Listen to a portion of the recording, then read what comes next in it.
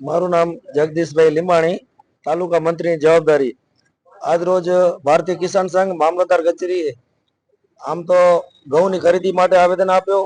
તે સિવાય આપણે રાસાયણિક ખાતરની પણ અછત સર્જાઈ રહી છે, જે પણ છે. એના સિવાય હાલની પરિસ્થિતિમાં ડીઝલ પણ ખેડૂતોને સમયસર મળતું નથી. સામે રવિ પાકની સિઝન પાક ઉભો કરવાની આવી રહી છે, ત્યારે સમયસર ડીઝલ ન મળતા ખેડૂતો બહુ મુશ્કેલીમાં મુકાયા છે. તો સરકારશ્રીને આપણે અરજી કે વહેલી તકે ખેડૂતોને 7/12 ઉપર જરૂરિયાત મુજબ ડીઝલ જથ્થો પૂરતો મળી રહે એવી ખાસ અમારી અપીલ છે.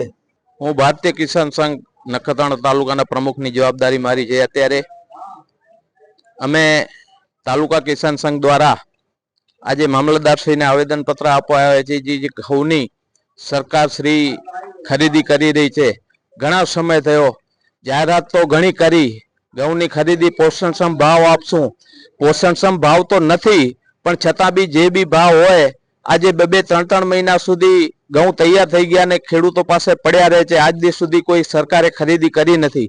આજુબાજુના તાલુકાઓમાં ખરીદી થઈ ગઈ છે. આજે નખત્રાણા તાલુકામાં 2-3 મહિનાથી રાહ જોઈ રહ્યા છીએ, પણ હજી કંઈક ને કંઈક બાના આપે છે. બારદાન નથી કે લેબર નથી કે આવી ખોટી વાતો કરી અને ખેડૂતોને ગુમરાહ કરવાની વાત છે.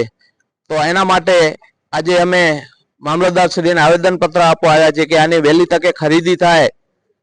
બીજી વસ્તુ છે, અત્યારે રાસાયણિક ખાતરની જે ઘણા સમયથી તંગી વર્તાઈ રહી છે, એની અંદર પણ સમયસર મળતું નથી અને પડ્યા ઉપર પાટા જેવી સ્થિતિ છે. અત્યારે એવી જાહેરાતો થઈ રહી છે કે બેગે 700 અને 500 રૂપિયા ભાવ વધારો આવવાનો છે. એ પણ આજે સરકારશ્રીને વિનંતી કરવા આવ્યા છે કે આ ભાવ વધારો કદાચ ફાઇનલ નથી થયો, પણ થાય તો બી ભાવ વધારો પાછો ખેંચે અને અત્યારે ખરીફ પાકની વાવણીની તૈયારી છે. વહેલી તકે ડીએપી ને યુરિયા સમયસર મળી રહે તો ખેડૂતો એનો પાક ઊભો કરી શકે. એના માટે અત્યારે મામલતદારશ્રીને આવેદનપત્ર આપવા આવ્યા છીએ.